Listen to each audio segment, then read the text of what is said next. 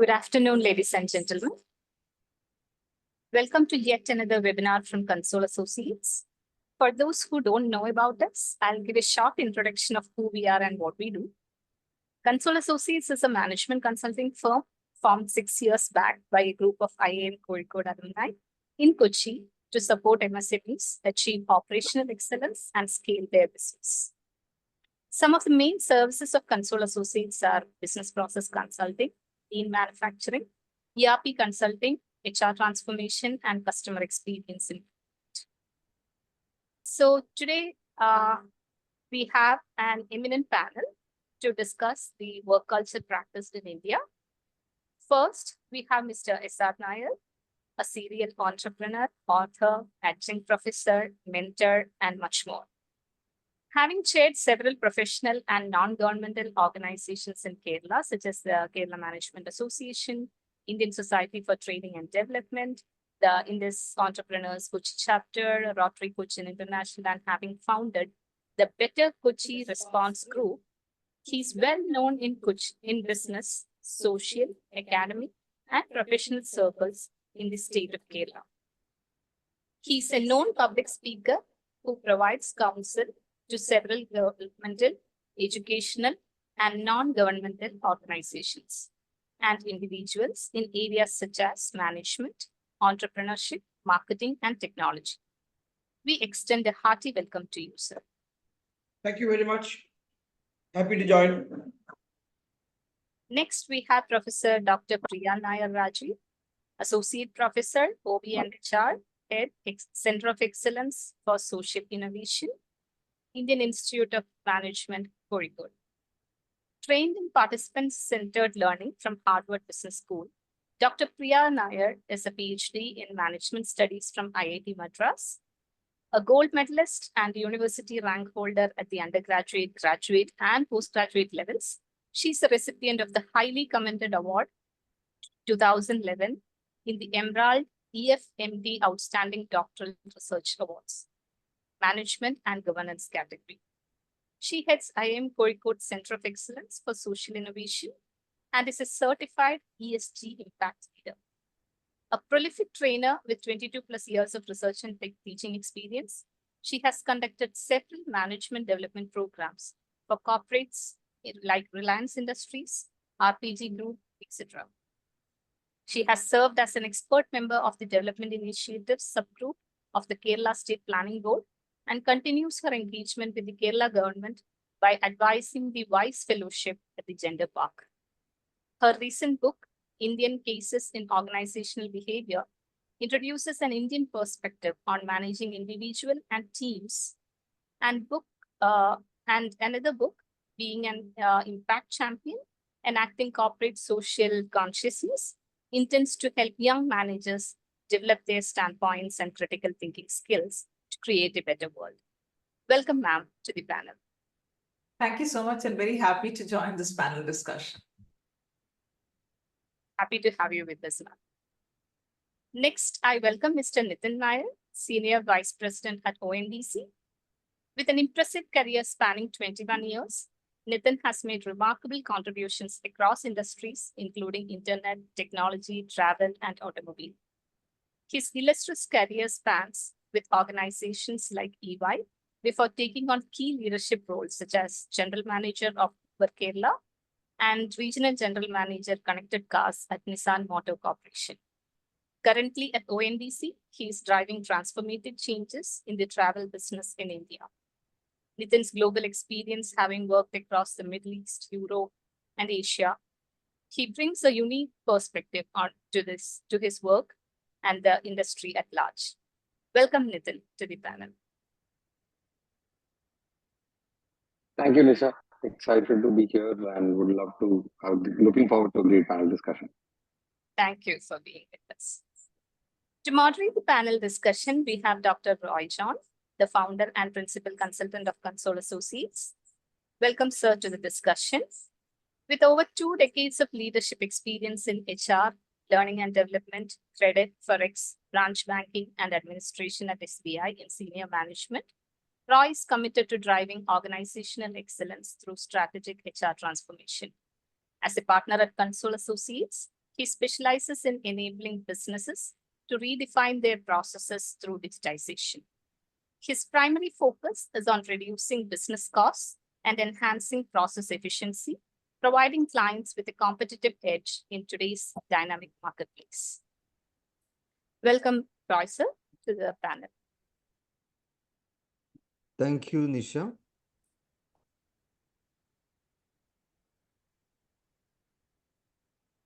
Good evening to all of you. And thank you, Nisha, for handing over such a wonderful panel.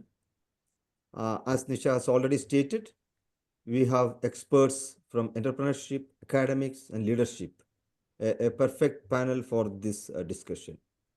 We have participants from all across, and many will be viewing this through social media and YouTube later. First of all, let me set the context of this meeting. Our topic is nation building or burnout, striking the right balance. The context of the meeting is the statement, a recent statement of L&D Chairman Sri S.N. Subramanian, which sparked a controversy by suggesting that employees should work 90 hours per week, including on Sundays. He reportedly compared the work ethic of Chinese workers, claiming their longer work hours helping China to achieve success. Similar idea was proposed by Sri N. Narayanamurthy, founder of Infosys, in 2023. He suggested a minimum of 70 hours per week for youngsters to increase the GDP of the country. We may mistakenly brush aside these statements as they are just personal views. But these people are the industry leaders, and their perspectives, of course, influence the work culture of the organizations they represent. And also, it may affect the policy decisions of the country as they are significant players in their forte. For example, L&D employs more than 4 lakh people, and Infosys employs more than 3 lakh people in India and abroad. So their perspective, of course, matters. To support this idea, the industry veterans have shown the history of countries like Japan, China, which have become developed due to the longer working hours. At the same time, when we talk against this idea, we have research papers suggesting around 7,45,000 people who died in 2016 due to heart diseases and stroke related to working more than 55 hours per week. That was a study from WHO and ILO. So with the controversial discussions and controversial viewpoints around this theme, today we are exploring how this is relevant to a country like India, which is categorized as low and middle income country, which needs to be in the number 1 in GDP, which is, as of now, it's the 5th largest economy in the world. Still, only 20% of the largest economy of USA. We have miles to go, and as per the industry veterans, this is the only way for us to grow. This context makes the conversation very important. We will approach this topic in 3 levels: individual, organizational, and social levels. So first, we will hear from Sri S.R. Nair, a successful entrepreneur who developed institutions and professionals to success. Nair sir, let me share my thought that an organization thrives when employees adopt an entrepreneurial mindset. In this context, do you think working beyond regular hours is essential for the organization's progress? Yeah. Your question contained a word called essential. So The answer to that is it is absolutely not essential. Point number one. No, but you also use the word called entrepreneurial. Okay. Now, an employee who works in an organization with an entrepreneurial mindset is actually called an intrapreneur, INTRA. It is not an entrepreneur. An employee who works within an organization as an entrepreneur with an entrepreneurial mindset is called intrapreneur. So now, if you really look at it, organizations are built up, started up, built up, and scaled up by founders and promoters, and who later become businessmen and industrialists and well-known personalities across. Okay, they show a very high level of involvement to the extent of working 90 hours, 100 hours, 70 hours, 80 hours inside. But what they have is this burning mindset of growing the organization to higher levels, growing the organization to the level of excellency, be profitable, be productive, and be profitable, and make their mark in the particular industry that they're part of it. But that is the mind of an entrepreneur. No, a mind of an entrepreneur and a mind of an employee are two different things. Okay, so now, I would rather place the employee with an entrepreneurial mindset somewhere in between, called an intrapreneur. An intrapreneur employee or intrapreneurial employee who works by himself without being told to work like by the big egoistic bosses like Subramaniam, etc. Okay, who would be completing his assignment well on time, well higher than the productivity levels, to bring in very high level of profitability within the organization, so that he could grow within the organization, so that he could grow his stature, so that he could make a mark and he could make a good living. So that is okay. So this intrapreneurial employee is okay. Now, every employee, he is not an intrapreneurial employee. We must understand that. And every employee cannot be one. Every employee of an organization cannot be one.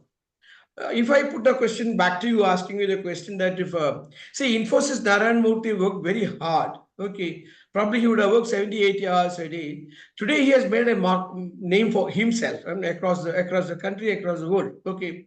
He is also the IT doyen, okay. But how many people within Infosys who have worked more than 90 hours and built up the enterprise that we know of? Whose name is there in the history, in the annals of Infosys history? No. So if you're an entrepreneurial employee, you may work hard to see that you achieve the numbers and you grow up. But every employee is expected to be entrepreneurial, and every employee is essential. You said the word essential. It is essential for every employee to be working so much of hours. Okay. I detest these bossy comments like 70 hours, 90 hours, etc. Can't they speak sense? And I look at it because I just saw the second person who had been saying, telling his own employee, when an employee had asked a question, it was his reply, stating that, he said, can we work lesser or can we not work on Saturdays? That is when he replied, telling that, how can you be staring at your wife's face? Okay, how sad is the wife's face? I don't know. Okay, all said and done. So the way in which he was not speaking, he was retorting, he was confronting, he was saying that, what the hell, who is asking that question like that, which is highly merciless. An employer must love his employee for the dedicated efforts and the contribution that he makes.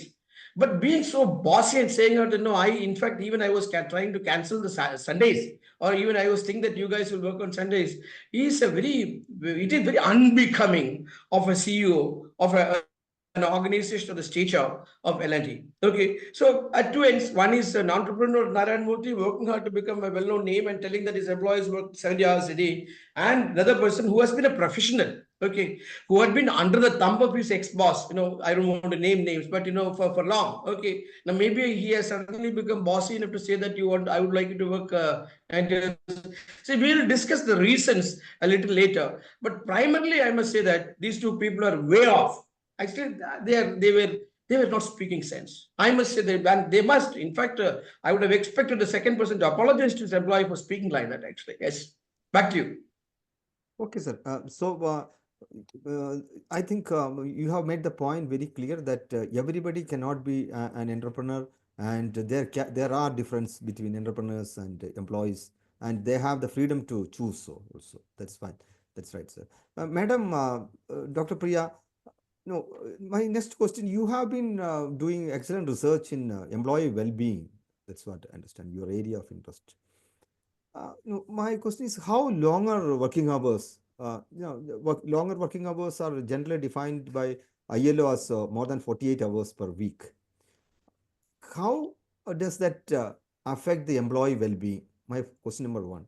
Question number two is whether it affects the economic well-being. Two are different. Economic well-being of an employee. How does it affect? That's a very good question to ponder over, Roy. Now, you have many standards which are given which prescribe working hours and which we use as a definition of what is a normal working hour and what is extended working hours. But be that as may, I think employee productivity depends upon how long and how well people are able to focus on work. So there, I don't think we can have a generic rule that 40 hours or 50 hours or 70 hours or 90 hours as is being suggested now is what is the expectation if we have to grow as a country. I find some of those suggestions very, very unmindful of what people actually go through.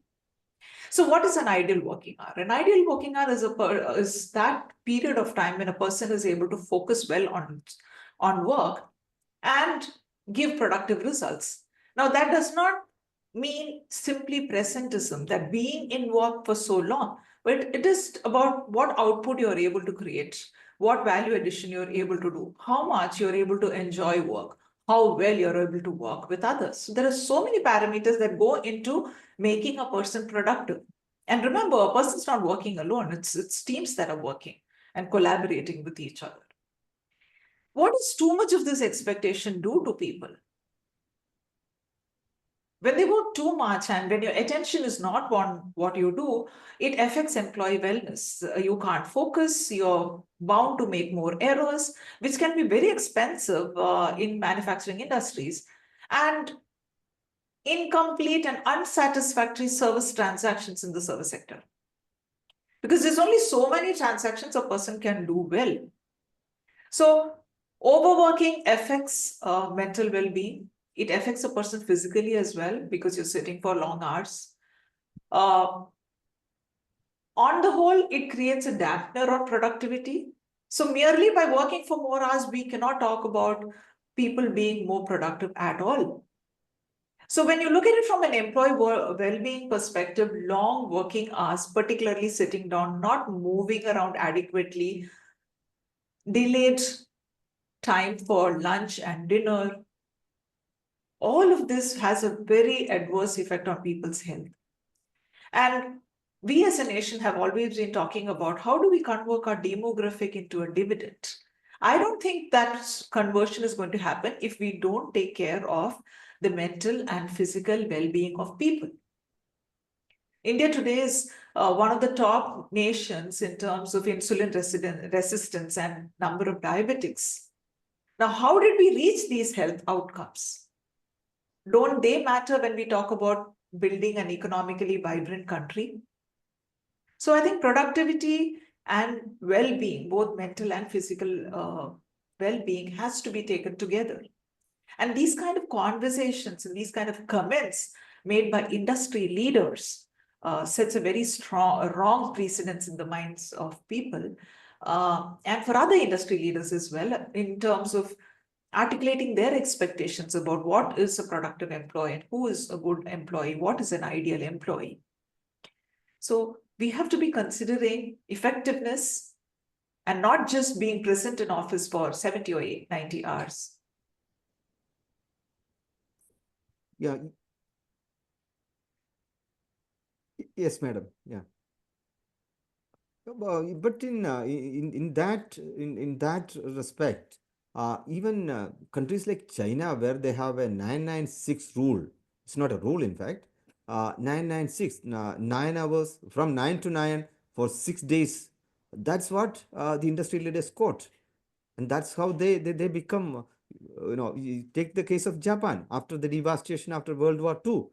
It was revived due to the overwork or extended work hours of the workers. That's what that's what the argument for the support of this Yeah, statement. of course. And also Nordic countries have also had longer working hours, but we should also look at the context in which these long working hours are being recommended. Now, I don't know specifically about China, but if you have greater social support and childcare and lesser commute times from homes, then probably it's possible to spend more hours at work. Our situation is not that at all. You're working for 10 hours in office and then you take 2 hours to get to home. What else is left of the day for the person for recuperation to be ready for the next day so that you can be just as productive the next day? So I don't think China is a good example to emulate at all. That's Multiple risks. that's true.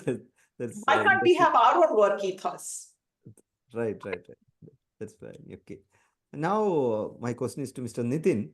Nitin, you have worked, with the different people from different regions, geographies, and do you how do their cultural and geographical backgrounds impact their work culture as well as their efficiency and output? I think there are two broad parts to this question, right? I think not just geography, but I think where the country is, in their entire life cycle of progress is also an important variable, right? So if you look at some of the Western democracies and countries like that, they probably have a very strong work-life balance, ethos. Of course, most companies in these markets grow at single-digit growth rates. You're not looking at, very rarely do you see companies doing 20, 30, 40% growth rates, right? And therefore, they typically tend to have more balanced, work cultures. Of course, there would be exceptions. And also, you would see that they also tend to have very good culture around things like vacations, right? Like the summer holidays, the winter vacations, right? All of these are very beautifully and well, established, right? And therefore, when you work with those organizations in international markets, also some of that culture kind of permeates, right? But this would vary by many factors. One of them is, of course, which country or culture are you working with? And the other is, of course, where is your company in terms of its growth, in terms of its goals, etc. Having said that, I just want to, take a step back on this argument and just take a go back to the original question of what you asked, saying that how do you look at this from an individual perspective, from an organization perspective, and from a social perspective, right? That was your original comment on the opening Yes. remark, right? So when you look at it, I think this is always going to be an individual choice, right? While we are so enamored by the comments that came in from industry stalwarts, the reality is organized sector. These are two large BSE 30 companies, so of course their word has a lot of value. But I think it should be taken in a full context and not taken in isolated context as as a comment. But having said that, that's collectively about 7 lakh people out of arguably about 4-5 crore organized workers, right? And that has no bearing on another 45 crores plus unorganized sector workers, right? These are places where there are no workers, ask a boy working in a restaurant or a delivery agent, right, or equivalent, or working in stores, what does work life mean? What does working hour mean? I think we're talking about very different problems. So I think I'll go back to that original point you made around individual, organization, and social. I think it'll always boil down to being an individual choice first, right? And this is something that goes back not just at work, even when you start, going to school, right? You will meet all kinds of students. People will have different abilities. The time that somebody spends to study or work hard is always an individual choice. Is a function of his or her aspirations, and what outcomes they want to drive. Now, at a organization level, also this has very significant implications because a startup which is still trying to figure its way out, right, versus a multi-million-dollar revenue company, a multi-billion-dollar revenue company. their work cultures are going to be very different inherently because of the stage of business they are in, right?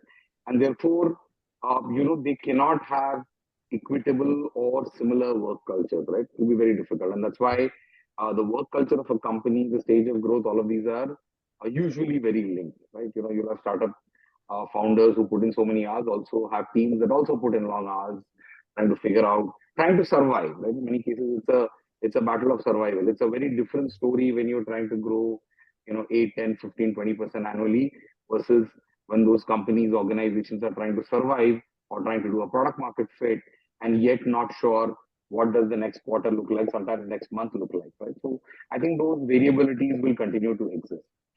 Socially, I think what's important is, while comparisons to China are inevitable and, not surprising, and there are many things that they have accomplished which will drive a deep conversation on this 996 model or equivalent, right? The manufacturing powers is real.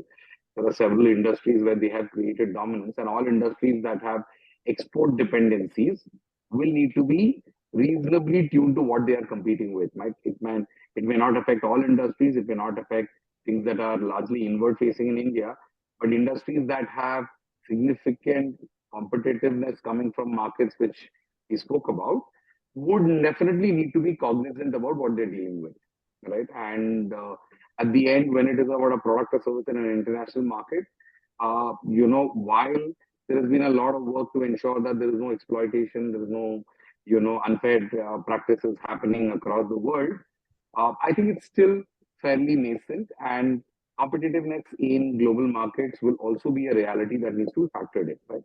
I think personally, the way I look at it is that depending on who you are, what your aspirations are, the stage of life you are in, all of these, things could have a significant impact on how you look at it as an individual, and therefore make informed choices on the kind of employment you have, the type of companies you work, the culture that you work with, and ensure that you take care of your well-being, because nobody else is going to be responsible for your well-being like you, right? And your personal life is a sum total of the choices you make, not a sum total of what your employer or things around think about it. And therefore, it would be very difficult to have a one size fits rule to answer this question, or one size or one approach to answer this question.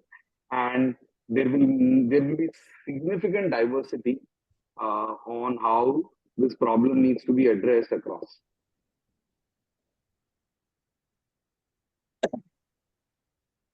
Okay, Nitin, you have delved on the three levels of discussion: organizational, individual, and social. Now, SR Nair sir, my question is the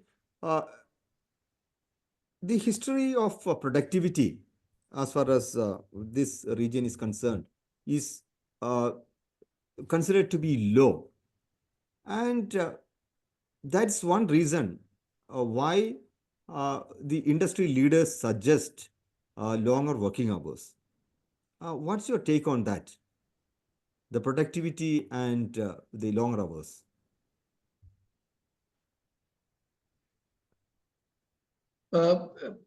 For you to say that the productivity levels are low, do you have a comparative statement with you by saying that, okay, at ABC places it is this much, and at a country like India it is this low? Do we have any authentic figures you want to cite by saying this, or you're just saying that there is a general conviction that Indian productivity is low, and therefore I am asking you this question? I can make the answer more better with clarity if you can tell me that if there are comparative studies on this that you are referring to. I have studies which I may not be able to show it now as of now because I am not prepared. Yeah, you can tell me from whatever references that you have. I have read it from ILO studies that read about the productivity in different countries. Okay. So India is always comes in the lower levels. Lower levels, and is it considerably lower when compared to the productive nations such as the West and Europe and things like that? Are you saying, or even inclusive China? Yes, it's considerably lower. See, I think I think what Nitin was trying to articulate, though he had taken a little more roundabout thing, is about At one, he meant about individual's choice, and at the other end, he's about the demographics choice, See, you have to understand your country well. No, you cannot simply make a productivity condition on an Indian context, taking things out of a very well-oiled industrial nation or a very aspiring nations like China. Okay, so see, you have to really understand. I think Madam Nair also said about that. The people. See, what is the extent to which people are trained to do the job? Okay. Now, if we say that these employees, these Indian employees are working at organizations and are by default less productive, then that's a different understanding altogether. Now, for an employee to be less productive, there are many other things like, what is the level of training that he has been given, what sort of an industrial ambience that he is working in, is he in organized sector, unorganized sector, he is in agriculture, or is in very productive setup like factories, or are we referring to mental jobs that happens in many of the transnational and multinational corporations in India? So all this need to be considered. Now, what is the extent of preparing an employee in India? Let's say you take at the higher end, you take a person to be an intellectual employee, cerebral employee, maybe software development, testing, etc., or analytics. And you take another level of an employee who's a blue collar, who is working in a factory, actually in a productive setup. And in unorganized sectors, everybody is asked to do everything, go do this, those SMEs and things like that, where we need to really understand that what is the level of preparation that these organizations are actually putting in to prepare these employees for higher level of productivity. Okay, that is something that we need to really look at it. So from an Indian context, I would rather tend to think that we are not preparing our employee to be productive. We are not training our employee to be productive. We are not mentally or physically creating an ambience for the employee to be productive. Okay.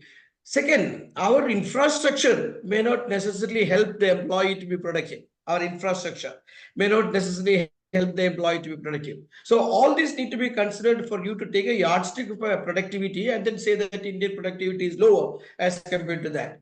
And you will also know that Indians working elsewhere in the world, they are much adaptive, but their productivity levels are very high because they are in such ambiences and infrastructure, and they're able to produce better. So now the questions squarely come on to India. Okay, Madam was telling about this demographic dividend or demographic disaster, whatever you call it. Now I really don't know whether it's a dividend or a disaster, but I think we are slowly moving towards a disaster than a dividend. That is what I think. Okay, if you really look at that, the country is in context, not the productivity is in context. Let us please understand that.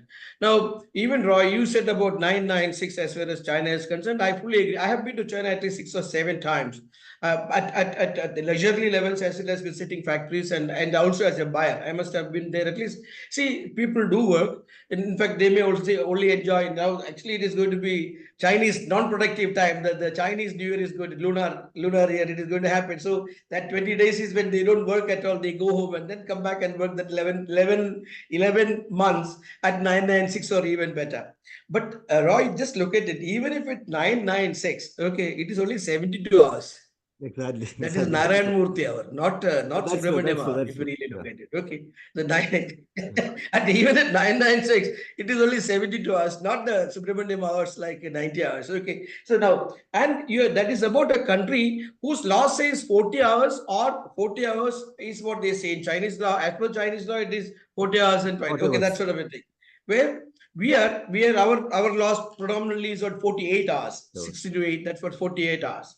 Now, we are one of as a working class. See, when you say work, cerebral work versus blue collar work versus manual work. Okay, these are all different things or different yardsticks that are applied. So now, if you really take our working hours, we work more than 49 hours. Okay, we Indians work more than 49 hours. So the average productivity, working hours of an Indian is much more than other nations and other continents that actually we compare about. Okay, so to answer your question, it is a country that matters when you speak about productivity. It is the ambience and ecosystem that matters, and it is also the country's quest in terms of preparing this labor for the work. And I must definitely say that in spite of all this skill development and skill training gap, endeavors that we have started with means such as NSDC and Kerala like CASE, ASAP, etc., that we are trying to bring in, our preparing the employee to be productive is still very low. Okay, we are still hovering around the processes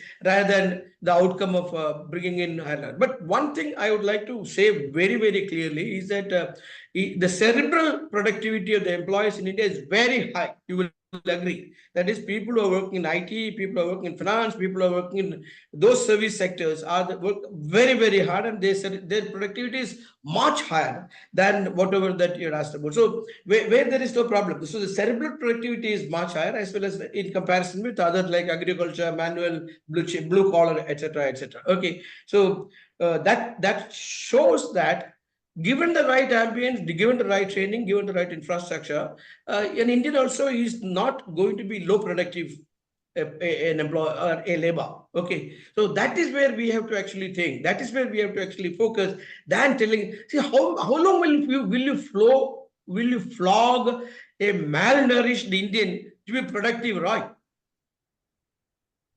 Yeah. That's a relevant question. That's a relevant question.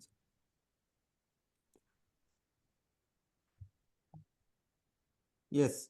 I appreciate these strong sentiments echoed by you, sir. That is true. Madam, now, developed countries, only few of the developed countries, Japan, Singapore, and all. Singapore is still having longer working hours. Japan is still having longer working hours. And a country like India, as we discussed earlier, lower middle income country, to reach that level, don't we have a culture at the same time which takes care of the ambience, as Nair sir has suggested? If ambience is provided, and can we strike a balance in the well-being and longer hours? That's a very idealistic question. Is that possible? Is it possible to provide that ambience and then expect longer working hours from employees? Now, what is an ambience in terms of, is it social security? Is it childcare? Is it ease of commute? Is it housing? Is it health insurance? All of these come, they are all aspirations which we are working towards improving and which are far from perfect, not just perfect, they're barely there for most people. And I'm not talking about the small number of corporate employees who have purposes, who have insurance, and who have cab and bus facility to ply them from their residences to their offices. Majority of people simply don't have this. That's the first point. The second point is, our debate is about how much time you spend at work. Is it 40 hours, 50 hours, 60, 70, 90 hours? What about the calls that you get at home? What about the demands for reports and surveys when you are at home? You're eating dinner with your family and there is, send this report in 45 minutes. Who's talking about that? So organizations have encroached into people's homes. They have appropriated the only place you have for yourself, and it's called work from home. So you're working at home also. So do we have that balance between office and work life and home life? No, because you are, I have heard of many women who come back from office to home, quickly finish their work, take care of their children, put them to bed, and log in and work through the night. Now, where does a person like that have time to recuperate, rest, and go back productive the next day? So these boundaries have completely blurred for us. And I'm talking about the corporate employees. And then to question whether they are working enough or is this enough for the country to progress, I find those questions highly preposterous. So can we think about work-life balance and leave work at office and find time to rejuvenate? And then we will not need to talk about burnout, which is far more serious than stress. And I don't think people understand the difference adequately, because stress can be periodic and it can be managed once a project deadline is over. But when you have extended periods of stress, you get into burnout, and that is very unproductive and extremely debilitating for a person. So on the one hand, we are talking about comparing productivity and what makes people more productive, while not understanding the conditions under which people really work and the blurring of work and me time. So Yes. there are a lot of issues that we need to talk about Yes, before we yes, can even think about improving the ambience for people to work. I yes, think you yes. can start with understanding that you don't bother people once they get back at home and give them that space to relax and rejuvenate. Yeah, that's a long way to go for India. My friend in Europe was telling, if the employer calls him on a holiday, that's a potential reason for cancellation of the license of the company, and he complains. Yeah, We are far from all that. yeah, okay, right. Mr. Nitin, we have a lot of studies showing that the productivity wage gap uh, has widened, especially after 1979. Uh, you know, that means the productivity has increased and the wage has not increased proportionately. So that has given a lot of advantages to the employers, right?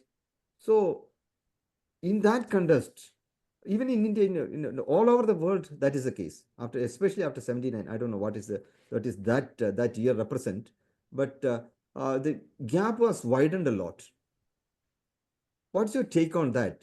And in that context, if we ask for more and more uh, longer working hours, is it justifiable?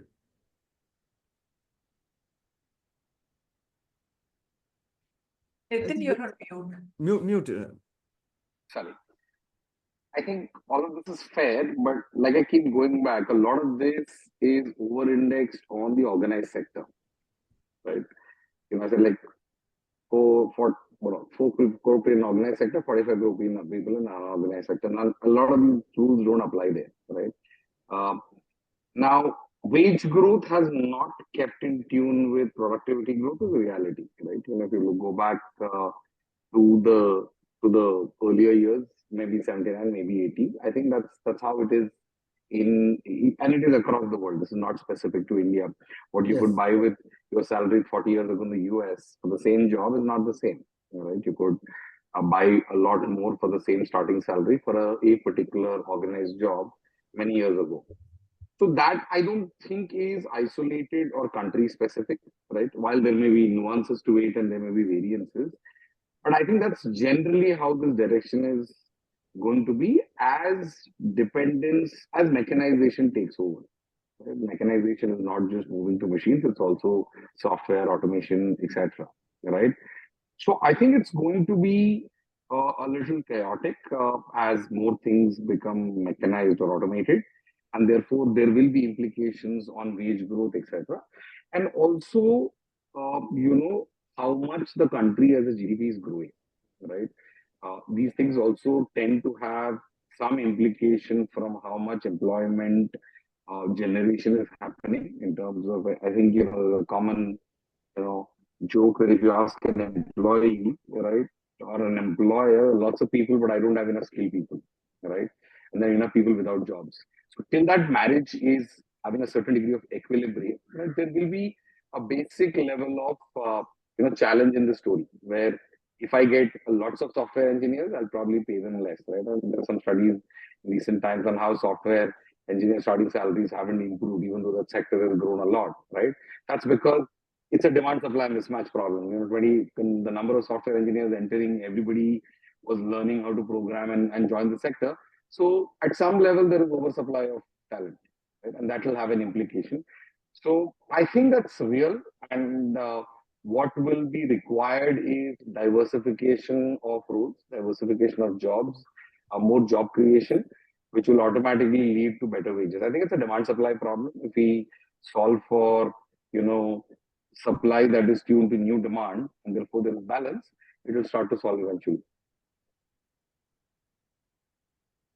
Yes, yes, that's a relevant point. I also was wondering, when this discussion came up, longer working hours to help GDP. If we give the same person longer working hours, that means a lot of work has to be done. So how it is going to help GDP?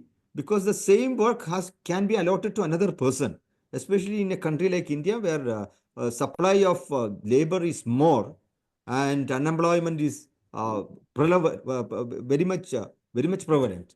So how it affects the GDP? I think you have to look at skill as the key metric, right? There's a lot of unemployment is not because there are a lot of, there is a matching between the skills and the jobs, right? A lot of the unemployment is also a function of skilling, Skilling, okay. and therefore, this is something that we do at ONDC as well. Skilling is one of our priority areas, right? That how do we rapidly improve skilling so that there is, the matching between the jobs that are available and the skills that are required, right? So I think today that gap is big, and therefore, I'm not sure whether a 9-hour shift can be split into two, because I don't think the productivity will work for either, right? And if there is an opportunity to make it 18 hours, then anyway there is work for two people. So I don't think that is going to change significantly, right? And if there is only 12 hours of work, then I don't think two people are going to get employed. That's not going to make unit economic sense. So I think it's about doing more scaling so that there is more workforce available, and therefore there is economic growth that kind of starts to help the overall picture. Okay, thank you, Nitin. Now it's time for before winding up the questions. I would like to ask one question to all of you, a common question. These all are in the name of nation building and GDP growth.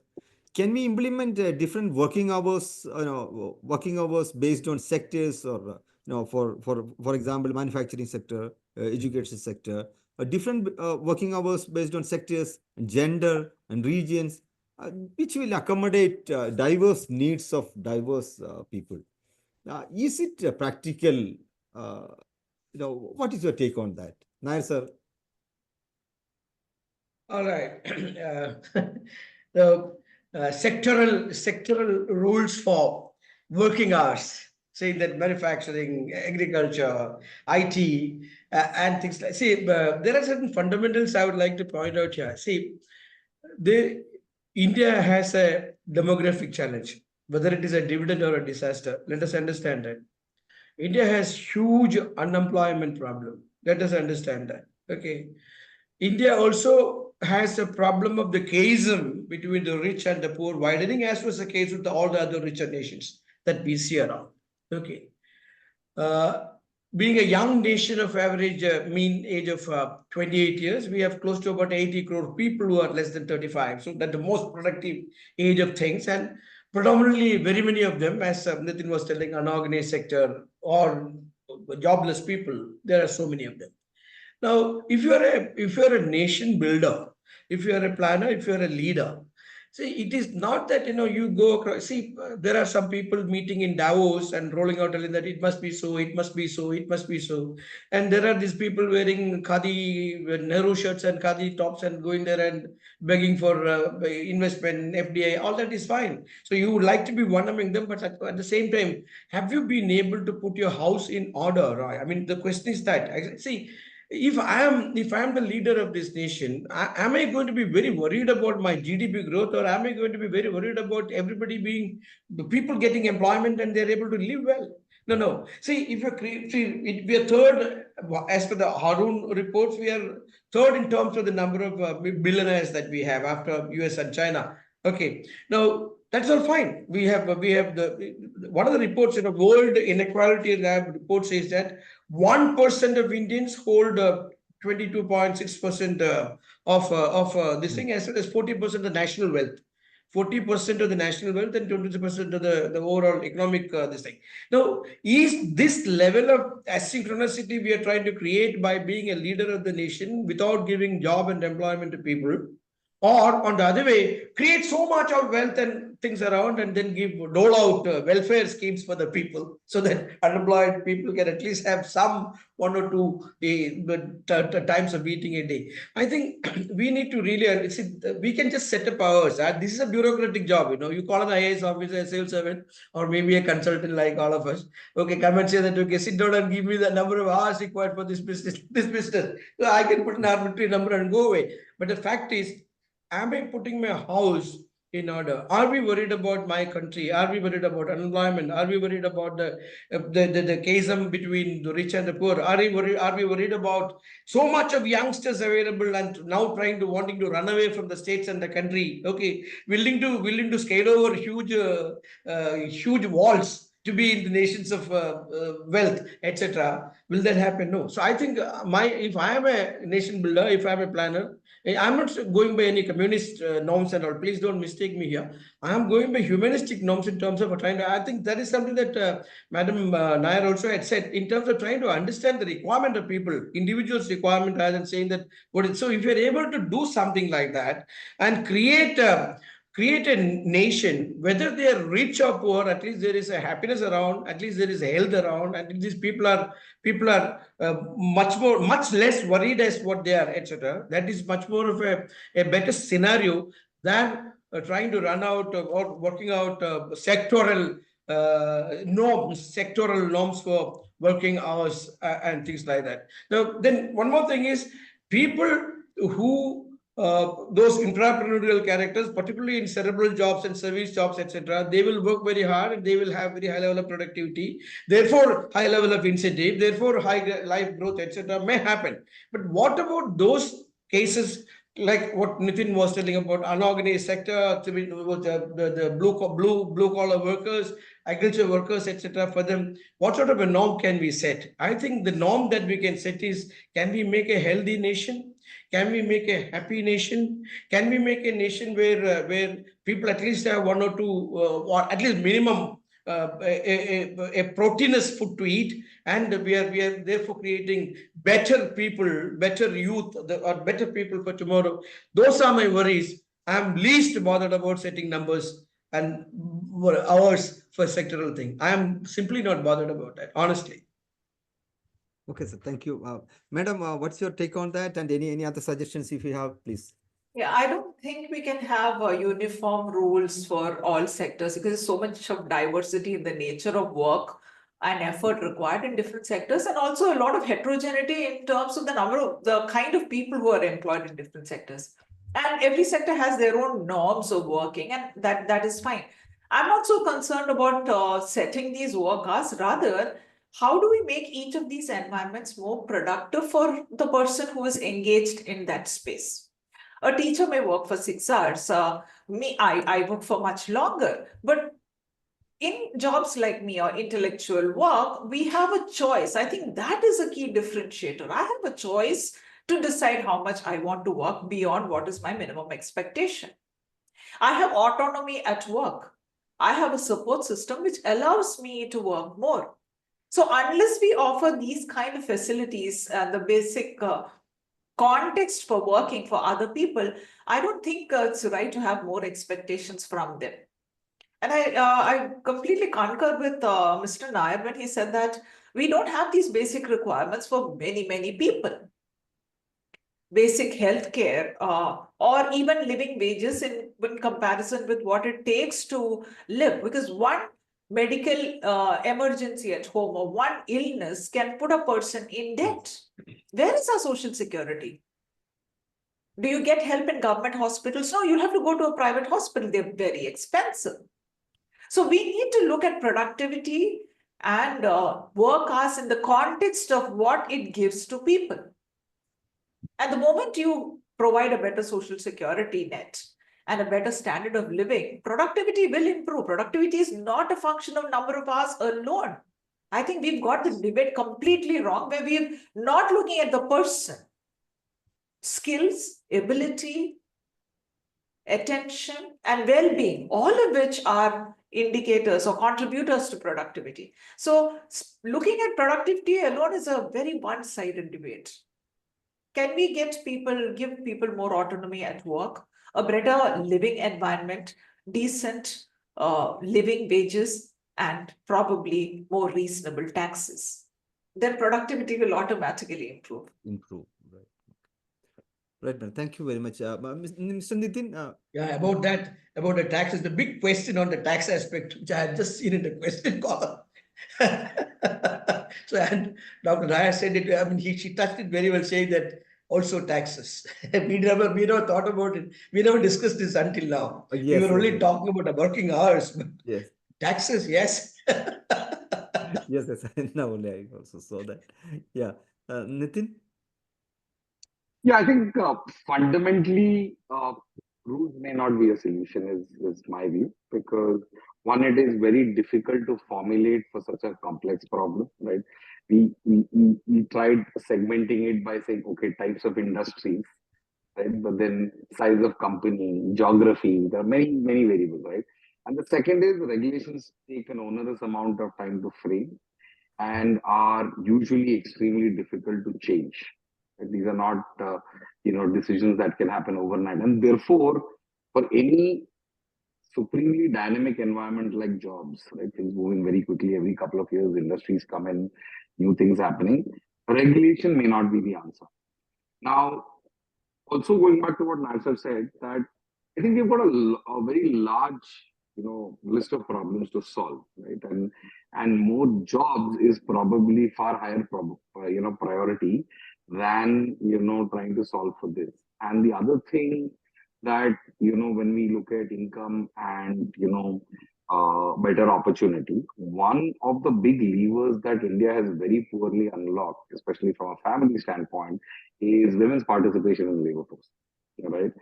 We, for our country of our size, have extremely poor participation from women in labor force. And if you look at it, it still remains an extremely large challenge. And that in some ways is one way to take the pressure off from somebody having to do 12, 14-hour jobs, right? Because ultimately, a lot of these people are trying to, do this work to make ends meet and therefore are, potentially exploitable, right? With more women in the workforce at a, nuclear family unit economics will definitely improve as there is, more income coming from a more democratized, more homogenized labor participation, especially from women. I think those would be far more important than probably trying to regulate this. Yes, that's a very relevant thought. Thank you. I think now our time is around 5 o'clock. We'll take Nisha. Can you take some questions? Go ahead. I am all right with that. I check with others. Yeah. Sure, you can take questions. Yeah, Nitin, it's fine, no? Yeah, please. Yeah. Sure.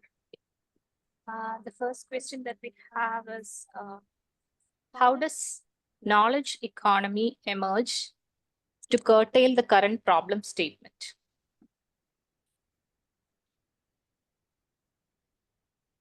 That's a very This is who is a question to all or question to some? You can actually moderate and say who should answer what. Yeah, I believe Professor Priya, can you take this question? Yeah, can you come again with the question? How does knowledge economy curtail the current problem statement? So I'm assuming the problem statement is about how to manage burnout. Yeah, yes. So, like, how do you manage burnout? Burnout is an extreme situation where two things happens to a person. Number one, because of constant and continuous exposure to stress, they lose touch with their emotions. They are emotionally numb. Number two, it also majorly affects their physical well-being because burnout is also associated with anxiety and acute sleep disturbances. Both of these negatively affect people, their attention at work and their productivity. Now, how does a knowledge economy help this? Well, I would say that in a corporate environment, it's important to understand how do we prevent burnout. And there are two things there. Number one, can you make an employee feel more involved in work? Can you give them a big picture of how their contributions matters to the organization? Can you give them greater autonomy and control over how long they work and where they work? Can we offer more flexibility? So the moment you give all of this to an employee, employees find ways in which they can be more productive and they are able to better manage work as well as life. So this may be possible. I think this is possible in a whole lot of industries where you can offer people flexibility, where they can do part of their work from home if that suits them better. But it may not be possible in every possible industry. Research can help with many insights on how organizations can support employees, as well as what kind of extra organizational support they would need in terms of mental wellness as well as physical well-being. So I think a lot of effort needs to be put in by organizations in being more sensitive to the requirements of people and supporting them to be more productive and supporting them in being healthy themselves. And ultimately, it's going to benefit the organization as well. So these are some of the ways in which companies as well as research can help tackle our current problem. Thank you, ma'am, for the answers. The next question, maybe Nitin can take this. Do you think adopting AI in workplace can bring more difference to productivity compared to more work hours? And thinking in terms of longer work hours for productivity is outdated. The companies will adopt AI and it will get adopted in a big way, right? And, while the jury is out on what will happen, but fundamentally it's a productivity enhancer, right? Now, will that have an impact on long hours? I don't know. And, knowledge economy jobs already are a lot more flexible than, other jobs, right? If you're a shop floor worker, you have a lot more you have a lot less flexibility than, say for example, if you're a programmer or an architect, right? So I don't know how exactly it will pan out, but I don't think that is going to be the solution to manage long hours. Because in my view, I don't think that's going to change that. In hyper-competitive environments, in fast growth economies, those factors will continue to be bigger than anything that improves productivity.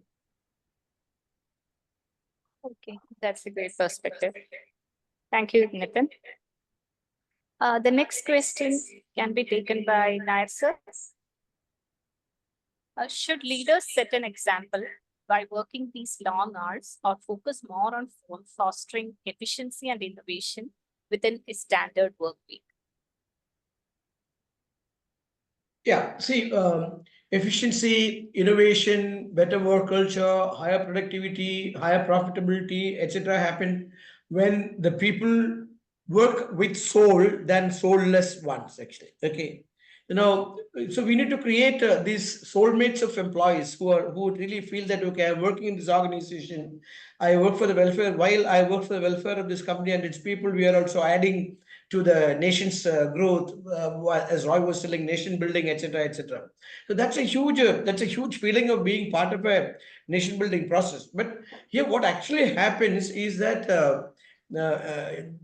these people are the so-called industrialists or the industry people are trying to make the best out of the best. See, let me tell you this, okay? Now, with no offense meant to individuals, just you add up the surpluses that is available with the leading transnational IT companies of India, you will know what is the profitability that they are sitting on. Okay, you will know what is the profitability that now.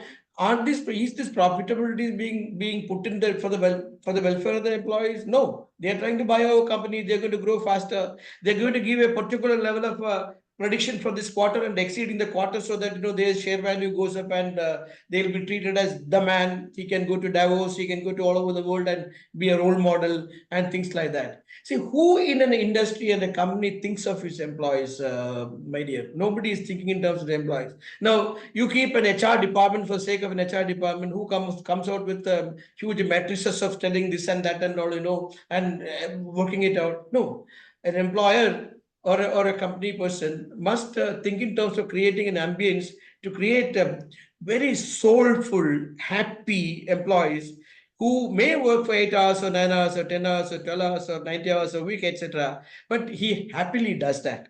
But if you're saying that the norm should be 72 hours and 90 hours and you should not be, no, I'm really, to be very honest with you, I still cannot contain my anger by the way by which the L&D chairman had spat out at the employee. It was so bad. It was so bad.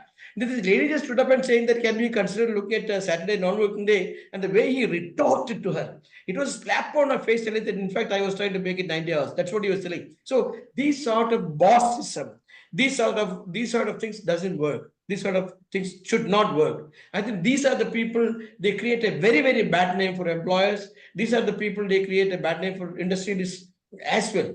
We need to be mindful of people, create people, happy employees, happy workers. Okay, work for everybody's progress. That should be an ideal situation, ma'am. Thank you, sir. Thank you for that perspective. Due to shortage of time, we won't be taking any more questions. So I think it's time to conclude. So it was really wonderful to have this panel, and such a controversial topic. We could I think we could discuss it with the peace, calm, and we agreed on many things. We may not agree on many things, but it was very productive, very insightful. From my personal level, I thank Nair sir, Madam, Professor Priya, Rajeev, and Nitin. Thank you very much from as a moderator. Thank you very much for this wonderful insights. Thank you. Yes. Thank you, Roy. Enjoyed you. Thank you. Great discussion. Good day. Thank you. Bye-bye. The panel emphasized the importance of fostering a productive and sustainable work culture. This is for those who couldn't hear the whole conversation. While entrepreneurial employees add value, not every employee fits that mold, and expecting extended hours, such as a 90-hour work week, is neither practical nor healthy. Productivity stems from skilling employees and creating supportive work environments rather than overworking them, which negatively impacts mental and physical well-being. In a country like India, where basic amenities like childcare, health insurance, and commuting infrastructure are still evolving, expecting long hours is unrealistic.